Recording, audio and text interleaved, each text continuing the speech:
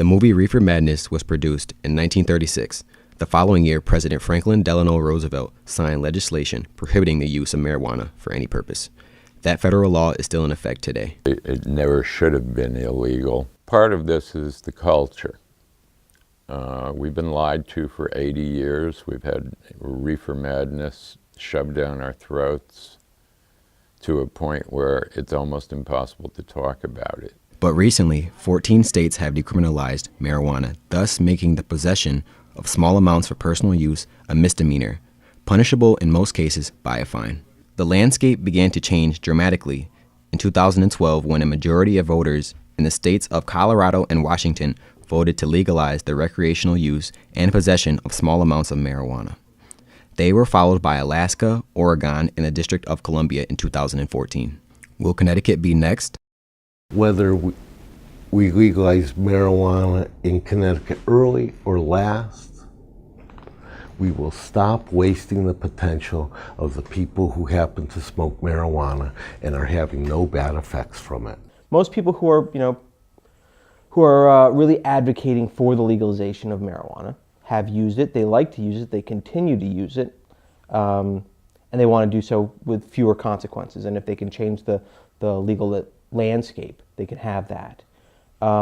Most people who use marijuana are going to have almost no problems with it. Only about 3% are going to fall into some level of abuse or dependence of marijuana solely.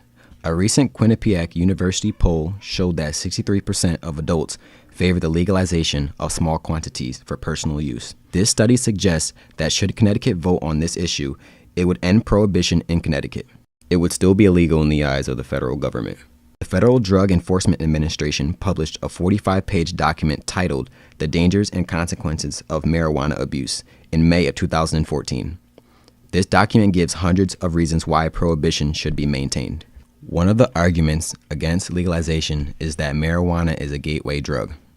Gateway drug, as defined by Webster's online dictionary, is a habit-forming drug that, while not itself addictive, may lead to the use of other addictive drugs. The DEA report cites a Columbia University study that teens who used marijuana at least once in the last month are 13 times likelier than other teens to use another drug like cocaine, heroin, or methamphetamine, and almost 26 times likelier than those teens who have never used marijuana to use another drug. I would bet my paycheck that the next person I talk to that comes to me with a severe drug and alcohol problem, if I ask them to timeline backwards far enough, marijuana will play a part in their narrative. Proponents of legalization, like activist group NORML, deny that marijuana leads to harder drugs. People call marijuana a gateway drug. You've heard that before. I call it a gateway drug too, but 180 degrees from their definition. First of all, I've never met a person who was addicted to heroin that even was interested in cannabis. Not at all. It's a gateway drug off of opiates. I think there's a lot of evidence that shows people can use marijuana and stop at that. I've also seen people skip over marijuana and go to harsher drugs. Those in favor of legalization say it will be a tax bonanza for state and federal governments. I think it would be great for our tax system.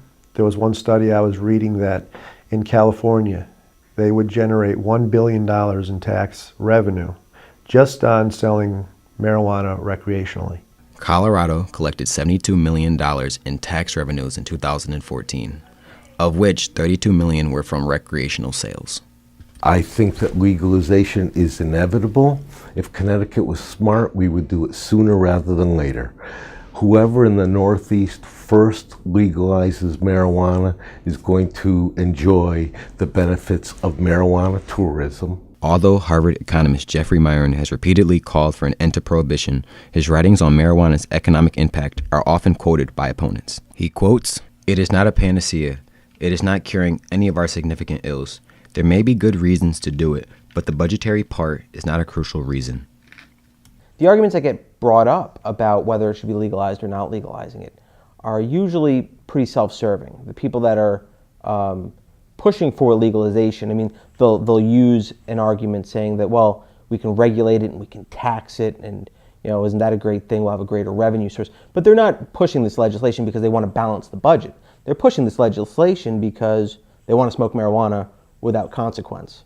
Numerous studies indicate marijuana can pose serious health risks, both long and short term. Research shows that appreciable consumption by adolescents has long-term consequences that are not found in users who started in adulthood. The potency or THC content in marijuana is an area of concern for many. If legalized, some feel the government might either regulate or offer warnings, such as the ones on cigarette packs. Short-term side effect, we are talking about side effects when people get high, when they have increase of appetites, when they have behavior changes, when they can be danger when they are driving. And when we are talking about long-term side effects, so then when we are talking about brain damage, about other conditions, they can have a seizure, and again, as I mentioned, this is a stroke risk factors, they get the strokes. Proponents for legalization say that marijuana is safer than cigarettes and alcohol. They concede that having similar laws for marijuana would be appropriate. Some police officers in the U.S. have band together to form LEAP, Law Enforcement Against Prohibition. They believe drug laws should be modified. And so I can really sympathize with cancer patients who are trying to treat their pain and suffering. I can remember one specific case where it was a situation where they were surveilling a park and I was asked to stop a vehicle. And I stopped the vehicle and out comes this man, and he's just, a shell of a man. His skin is gray and he's a skeleton and he's got tubes coming out of him. And before a word came out of his mouth, I said, "That's a cancer patient." And we stopped him, we questioned him, and he had bought a bag of weed to ease his symptoms. I mean, this man was probably terminal, to be honest. I mean, the way he looked. And, I had to take this guy to jail, because he wanted a bag of weed so he didn't have to throw up and feel pain. And that really broke my heart, And for you to tell one person that, oh, that's not medicine, when it works for them is wrong, It could have a placebo effect, but if it works for them, then it works for them. Connecticut decriminalized recreational marijuana use in 2011 and legalized medical marijuana in 2012. But many people are still confused about our current laws. The perception in the general public is it is okay, it is legal to use marijuana. I think initially what we did see when it became decriminalized is that some students thought it would be okay to bring it into school. Now, just because it was decriminalized does not mean that students can possess it and bring it into school. I'm sorry to be pessimistic about it, but I don't think I can say that we are winning the war against drugs. That would be a wrong thing to say. We are not. So in that phase, are we better off with getting cleaner drugs as opposed to what one can get on the street? My personal opinion is that we should have done it long ago. I'm in favor of legalization.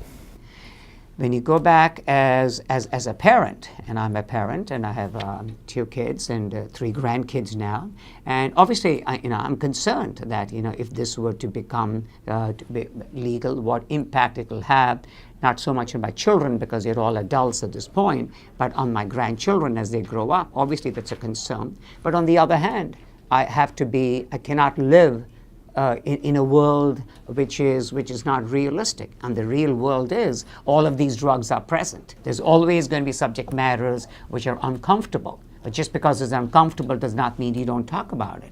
The legislature needs to clarify our laws, but the issue is so controversial that we believe it should be put to a public referendum. There should be a full debate so that everyone would understand the issue and the law. You definitely need to talk about it, but you need to make sure that there's enough time, every aspect is explored to its fullest before we decide which direction our state should go.